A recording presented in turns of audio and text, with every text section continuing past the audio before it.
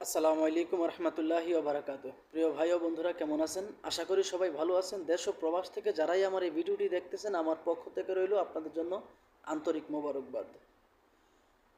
আপনারা যেখানেই থাকেন সবসময় ভালো থাকেন, সেই শুভকামনা আমি করি এবং সবসময় চাই আপনারা যেন কোনো মানুষের ধোঁকার মধ্যে না পড়েন। কেননা বর্তমান সময়ে কেমন রৌদ্র বা কেমন গরম পড়ে সেটা আমি জানি, আর একটা প্রবাসী কেমন কষ্ট করে সেটাও আমি জানি। তো আপনারা যেন কখনো কোনো ধোঁকায় না পড়েন, সেই জন্য প্রতিনিয়ত আমি আমার চ্যানেলে ভিডিও আপলোড দিই। আমার টাকা ইনকাম করার জন্য আমি ইউটিউবে আসি নাই। আমি শুধু ইউটিউবে আসছি আমার প্রিয় ভাই প্রবাসী যারাই আছেন তারা যেন কখনো ধোঁকার মধ্যে না পড়েন। আমাদের বর্তমান সময়ে, আমাদের শুধু বর্তমান সময়ে না, অতীত আমরা 2-4-5 বছর আগেও আমি এরকম ভিডিও দেখতাম যে প্রতিবেদনের নামে ডিজিটাল ভিক্ষা করে মেয়েরা, প্রতিবেদনের নামে ডিজিটাল ভিক্ষা করে। সেই প্রতিবেদন দেখে বহু মানুষ দেউলিয়া হয়ে গেছে, অনেক মানুষ দেউলিয়া হয়ে গেছে। তাই আমি চাই কোনো মানুষ যেন এরকম ক্ষতির মধ্যে আর না পড়ে। সম্প্রতি একটা মেয়ে, আমি গতকালকে ভিডিওটা দেখলাম, ভিডিওটা কবে আপলোড দেওয়া হয়েছে সেটা আমি খেয়াল করি নাই। গতকালকে দেখলাম সে নাকি, তার মা নাকি ছোটোবেলায় মারা গেছে, সে তার বাবা বিয়ে করে অন্য জায়গায় চলে গেছে। তো সে মামা মামির কাছে বড় হয়েছে। তো কোনো যৌতুকের জন্য তার বিয়ে হইতেছে না। কোনো প্রবাসী ভাই বা কোনো দেশি ভাই যদি তাকে যৌতুক ছাড়া বিয়ে করতে চান, তাহলে সে বিয়ে করতে রাজি আছে বা বিয়ে বসতে রাজি আছে। এই যে একটা কথা, এই কথাটার মধ্যে অনেক রহস্য। আর এই যে একটা কথা, সেই মানুষকে দেউলিয়া করতে হলে এই একটা কথাই যথেষ্ট, বেশি প্রয়োজন হয় না। আগে আপনারা ভিডিওটা দেখেন, তারপর আমি আমার বাকি কথা বলতেছি। ছোটবেলায় বাবা মাকে হারিয়েছি। মা মারা যায় আর আমার বাবা অন্য কোথাও বিয়ে করে, তাদের কাছ থেকে আমি অনেক দূরে আছি। মামা মামির কাছে বড় হয়েছি, অনেক কষ্টে ছোট্টবেলা থেকে সে এতটুকু হয়েছি। খুব কষ্ট আমার জীবনে। কেউ কি আছে কেউ আমার দায়িত্ব নিতে চায়? এমন কেউ কি নাই যে আমার দায়িত্ব নেবে? যৌতুকের কারণে আমার বিয়ে হচ্ছে না, বিনা যৌতুকে যে আমাকে বিয়ে করবে আমি তাকে বিয়ে করব। এই যে মেয়ের ভিডিওটা দেখলেন আপনারা, আমি আমার লাইফে যতদিন যাবৎ মেয়েরা ভিডিও করে বা প্রতিবেদন করে, আমি আজ পর্যন্ত দেখি নাই কোনো মেয়ে বলতে যে সে তার বাবার কাছে বড় হয়েছে। আমি আজ পর্যন্ত কখনো দেখি নাই। তো এই সমস্ত মেয়ে থেকে সাবধান। এরা প্রতিবেদনের নামে প্রতিনিয়তই ডিজিটাল ভিক্ষা করে, সেটা আমার চাইতে হয়তো আপনি ভালো জানেন। এই সমস্ত প্রতিবেদনে কত মানুষ দেউলিয়া হয়েছে সেটা আমার চাইতে আপনারা ভালো জানেন। অতএব এই বিষয়ে আপনাদেরকে নতুন করে বলার আমার কিছু নাই। আমাকে অনেক জায়গা থেকে মানুষ ফোন দেয়।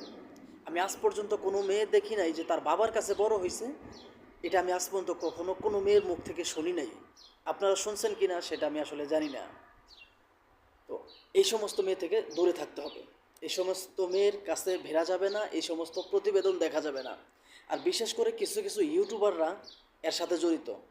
ওদের একটা গ্রুপ আছে, ওরা যে নির্ভুলভাবে যে কথাগুলো বলে, এই কথাগুলো আপনার এই প্রথম অবস্থায় যখন এই ভিডিওগুলো দেখবেন, আপনি মনে করবেন যে সবগুলো কথা সত্য। আসলে এই পুরো কথার মধ্যে একদম সত্য কথা নাই। আর যদি সে 50টা কথা বলে এই ভিডিওর মধ্যে, এর মধ্যে কোনটাতে সত্য কথা বলছে সেটা আপনি খুঁজে পাবেন না। এই 50টা কথার মধ্যে কোন কথাটা সত্য বলছে সেটা আপনি খুঁজে পাবেন না। তো এই জন্য বললাম যে এই সমস্ত মেয়ে থেকে সাবধান। আর কিছু কিছু ইউটিউবারের কথা বলছিলাম আমি। আমার যদি এরকম কোনো শক্তি থাকতো বা এরকম কোনো ক্ষমতা থাকতো, আমি প্রত্যেকটা ইউটিউবারকে আইনের আওতায় আনতাম, যারা এই সমস্ত মেয়েদেরকে দিয়ে ভিডিও করে। তো এই সমস্ত মেয়েদেরকে দিয়ে যারা যেই ইউটিউবাররা ভিডিও করে তাদেরকে আমি আইনের আওতায় আনতাম। কেননা এক প্রকার তারাও অপরাধী। যে অপরাধ করে সে যেমন অপরাধী, যে অপরাধ করায় সেও এক প্রকার অপরাধী। তো দুজনেই অপরাধী। তো আমি তো আসলে, আমরা এমন একটা জাতি যেই দেশে আপনার নারী নির্যাতনের বিচার হয় কিন্তু পুরুষ নির্যাতনের বিচার হয় না। আপনি যদি হাজারো নির্যাতন হন, আপনার বিচার হবে না। কিন্তু একটা মেয়ে যদি একটু ছলনাময়ী কান্না করেই বলে যে সে আমার সাথে এটা করছে ওইটা করছে, সে আমাকে বাজে কুপ্রস্তাব দিছে, তাহলে আপনার নামে বিচার হবে। কিন্তু একটা ছেলে যে একটা মেয়ের কাছ থেকে প্রতারিত হয়ে একমাত্র তার মৃত্যুটা বাকি আছে, এটার কোনো বিচার আমাদের বাংলাদেশে হবে না। কোনো পুলিশ প্রশাসন সেটা করবেও না, সেটা মাথায়ও নিবে না। প্রতিবেদনের মাঝখানে মেয়েরা সবসময় আসে শুধু ভালো ভালো মুরগি খোঁজার জন্য। যে প্রবাসীগুলা, যে মানুষগুলো প্রবাসে থাকে তাদেরকেই মনে করে প্রতিবেদনের মেয়েরা মুরগি মনে করে। দেখি না তাদের সাথে অঙ্গভঙ্গি দেখিয়ে বা দুষ্টু দুষ্টু কথা বলে প্রেমের গল্প বলে তার কাছ থেকে কিছু টাকা আদায় করা যায় কিনা, ধান্দা করা যায় কিনা। অথবা আপনার কাছ থেকে টাকা ধান্দা করা শেষ, আপনাকে ব্লক করতে বেশি দেরি হবে না। আপনি যদি বিশ্বাস না হয়, আপনার একটা মেয়ের সাথে আপনি সম্পর্ক করে দেখিয়েন, আপনি তাকে টাকা দিবেন, আপনার টাকা নেওয়া শেষ, মানে তার সাথে সম্পর্ক করাও শেষ। মানে সম্পর্ক করা শেষ বলতে কি, সে আপনার নাম্বারটা ব্লক করে দিবে, আপনাকে আর সে প্রয়োজন মনে করবে না। বুঝাইতে পারছি? তো এই জন্য বললাম, সব ইউটিউব চ্যানেলের ভিডিও দেখা যাবে না, সব মেয়েদের সাথে কথা বলা যাবে না, এবং কি সেই মেয়েদের নাম্বারে ফোনও দেওয়া যাবে না। ওরা কি এমন কালো জাদু জানি না, যেই যুবক ওদেরকে ফোন দেয় সেই ছেলের সাথে ওদের সম্পর্ক হয়ে যায়, এবং কি সেই ছেলেই ওদেরকে টাকা দিতে হয়। ওরা কি এমন কালো জাদু জানে, যেই সমস্ত আগে তো দেখতাম শুধু বেদে কন্যারা এই সমস্ত কাজ করতো, এখন দেখি বর্তমান সময়ে গৃহস্থের যে মেয়েরা তারাও এরকম প্রতিবেদন করে।